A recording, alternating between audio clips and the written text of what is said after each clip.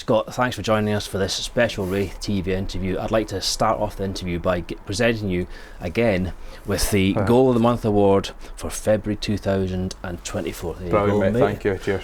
A well-earned, Yeah, a well-earned reward for a goal that you've scored recently. Yeah. We all know it's the goal against Dundee United in the It's the only goal I've scored this season, to be fair. Exactly, so yeah. Not got much to pick for. Yeah, and it's quite memorable. I'd like to start by just asking you to try and recollect from that evening how the goal happened. First up, how far out was it? 45 yards. 45 It was probably about 35 yards to be fair. And it's just one of the things, like in football, it's hard to describe. It's all instinct really. There's not a lot of thoughts really going through your head. Like, I think I ended up back the pitch. I think we had a throw in. It ended up in the box. I think Dylan put a good cross in, and the boys headed it. I've watched it back, obviously a few times now.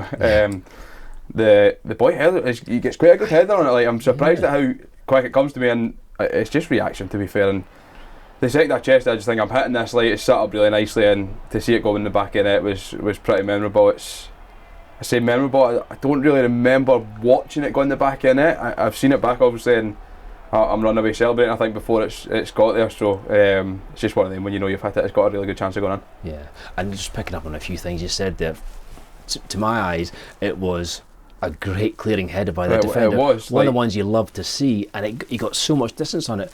Maybe that helped it when it came to you, and then it came on the chest. I think it did, to be fair, because like obviously it came with so much power. It came with so much pace on it. Like as you say, the defender managed to get a good clearance on it, and it's just instinct. I think that, to be fair, I remember thinking that they were going to have a striker coming to close me down from behind, like, because obviously me and James were one in front, one behind. So as you say, mate, you just hit it and just hope for the best, and thankfully next was right in the top corner, to be fair. And when it left your foot, is it one of those ones where as soon as it left your foot you knew it was going in? I knew I had a good chance, straight away. Like the second you get good connection with it, you think, oh, that's got a really good chance. Like, I've scored a few goals, like, not a few is probably as good as that, but I have scored a few volleys, like with Peterhead and stuff. It's probably not as important as what that meant to us at that time, and yeah, it was just nice to get the match won at the end of the day. Yeah, and obviously, just to remind you again, it was live on BBC in front of a full house against the league leaders, against one of the, let's be honest, one of the big guns in Scottish football. Look at United and their history.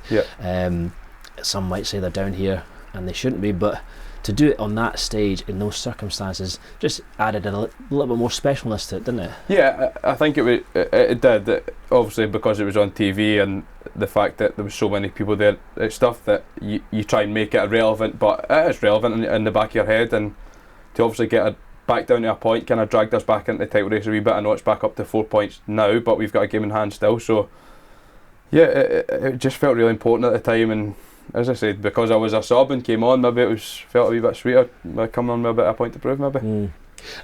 We all know that that game was the start of that 3-game run in 6 days. And then since then, drawn against Morton.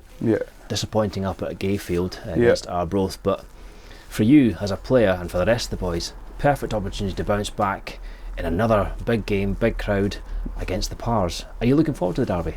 Yeah, like I always look forward to every game. It's going to be a massive game Saturday.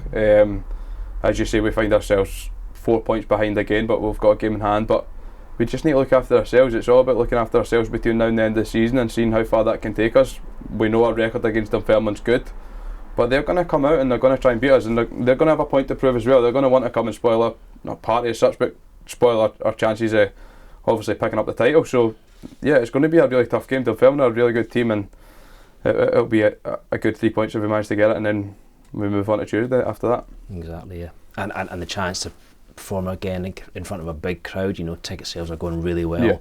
Not gonna be, might not be a full house, but it won't be far off it. Yeah, as I said the other day, the fans have been amazing this season.